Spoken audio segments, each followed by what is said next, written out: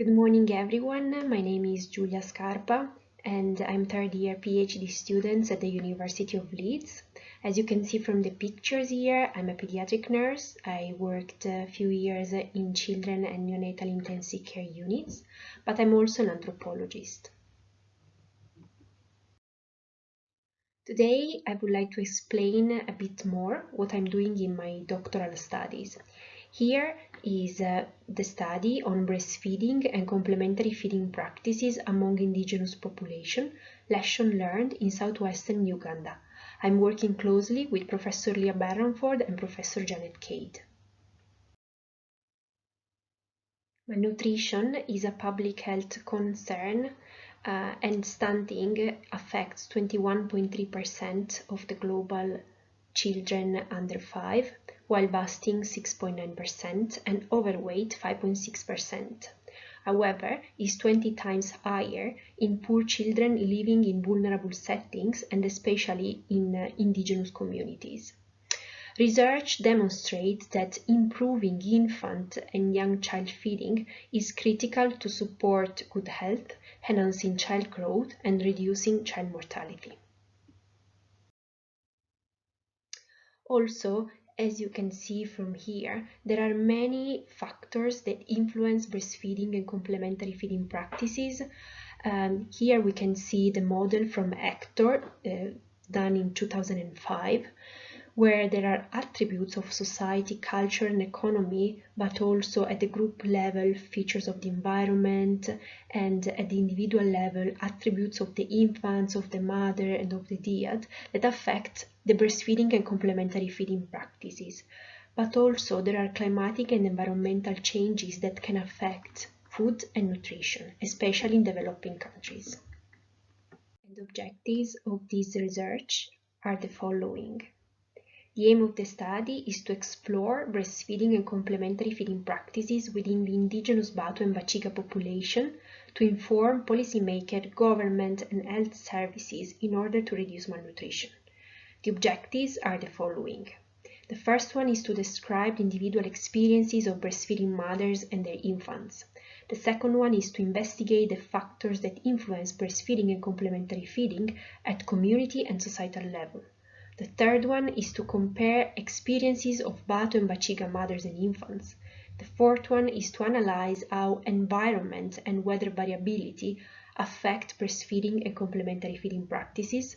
And the last one is to explore women recommendations in order to improve maternal and infant nutrition. The research was conducted in July and August 2019 in southwestern Uganda, especially in Kanungu district, the region where Batu and Bachiga communities live. In Kanungu district, there is the Bwindi Impenetrable National Park that before was the forest where the Batua community, that is the indigenous community, lived. But in 1991, they were displaced by the government. The forest was very important for picking up food and for hunting. That are activities that now they cannot do anymore because they are not allowed anymore to enter into the forest. Both the Batua and Bachiga communities are highly vulnerable to climatic changes, but also malaria is very high, gastrointestinal diseases, and HIV. And they both have quite high rate of malnutrition. We use a mixed method study design with a qualitative and a quantitative part, and especially we use a concurrent nested strategy where the qualitative part was the predominant. Also, we use the participatory research methodology because we ask to the women to actively participate and tell us where the problem in breastfeeding and complementary feeding. Basically, we want to give a voice to the women.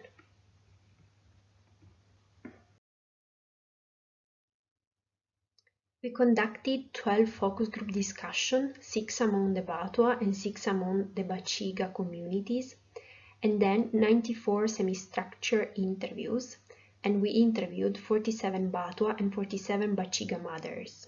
The interviews and focus group were conducted by 3 members of the IAC team, that is the Indigenous Health Adaptation to Climate Change Research Team, that are from Uganda. The sample strategy was in 2 moments. The first one was the community sampling, and here we applied the purposive sampling method, and then for the individual sampling we used a random selection. Here are the first results. We have a table of demographic data on mother interviews.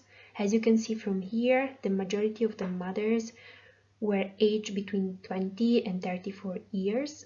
And we have the 6 different community of residents of Batwa and Machiga. And as a maternal occupation, most of the Batwa and Machiga mothers were doing manual work. And especially they were working in crops and working for other people.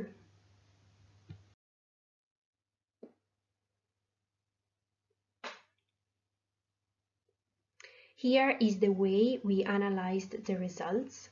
We used the framework of Hector and Altri in 2005, but we had a part called the environmental part. So we have the first part where we have the individual level with the attributes of the child and the mother and the dyad, and then we have a group and a societal level, and then at the end an environmental level that now we are going to explore one by one. Here are the results for the objective 1. We have the factors that influence breastfeeding and complementary feeding practices at individual level. The first factor was the knowledge, because they felt that women had a good knowledge on breastfeeding and complementary feeding practices, but they asked for more information on malnutrition. Other factors were the mode of delivery, the maternal health status or complication at the delivery, and the neonatal health issues at birth, because the place where the child born was determinant to have more information. In fact, women that attended hospitals courses and health centers courses said to have much more knowledge than those that didn't deliver at the health centers or at the hospital, and there is still quite a big number of people that actually deliver at home, and they use the traditional birth attendant as a main source for getting information. Here are the results for the objective 2, factors influencing breastfeeding and complementary feeding practices at group and societal level. The first factor was the food security level. In fact, all women said not to have enough food during the breastfeeding time, and also food to give to the children once they reach the age of 6 months.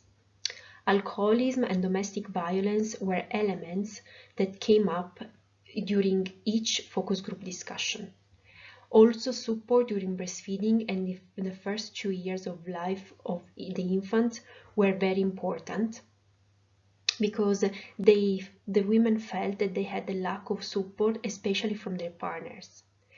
And finally, the accessibility to the health services was very important in order to get more information, especially during immunizations and during antenatal care.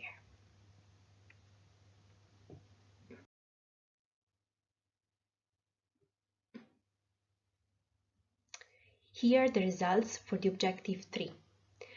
We actually didn't find major differences between Batwa and Bachiga mothers. They all had the same issues and the same needs in terms of complementary feeding and breastfeeding practices. Also, the source of information were pretty similar, except that some Bachiga mothers could have more information from radios, from TVs, that are sources that the Batwa mothers don't have.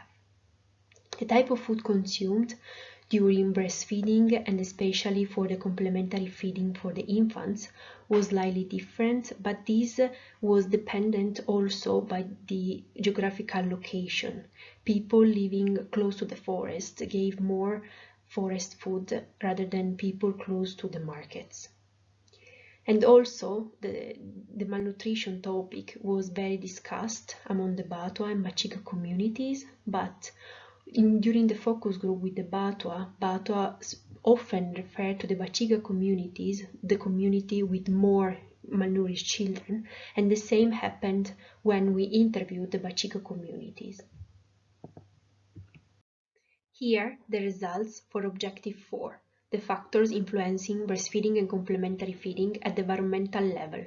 We found that seasonality and extreme climatic events are very important for the starting of solid foods. In fact, if there is not enough food in one season, the complementary feeding is postponed or anticipated. Also, climatic factors affect the food availability in general, and this means that breastfeeding mothers can feel very weak and not able to breastfeed if don't have enough food. And also, the food for complementary feeding changed a lot over time, because before we were able to go to the forest, and then both communities were not able to enter into the forest anymore, but also they started to eat some packaged food that before was not used to.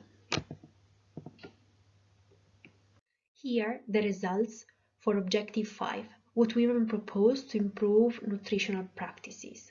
First, they ask for more lands and for government help in order to reduce the food insecurity level. Then they ask for a balanced diet where they can afford to buy meat and porridge that are important elements for breastfeeding mothers.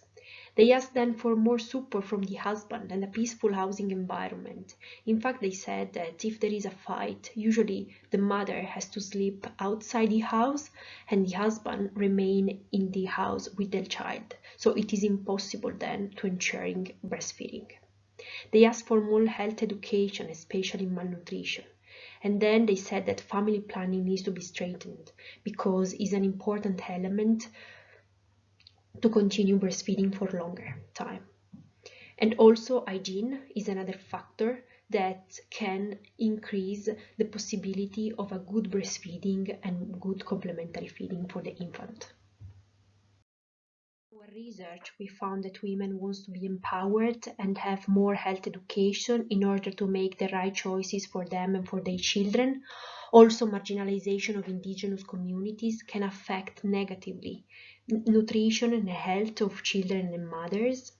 They need more support from health workers at the hospital, and in this way they will get more information and nutritional health status can improve. Climate has been found as a big problem that affects food and nutrition, and especially in vulnerable communities, those government and policymakers should look more on climate and give funding for adaptation. There is the need of regulation of domestic violence and services for alcoholism, as the rate of alcoholism and domestic violence is high among the Batu and Bachiga. And also we need to strengthen the family planning services. They were found very essential to the women. To conclude, working on breastfeeding and complementary feeding, especially among indigenous population, is very challenging and requires a good understanding of the community context. And these studies, we hope, will be helpful for policymakers and global public health experts to direct efforts and achieve the zero hunger goal.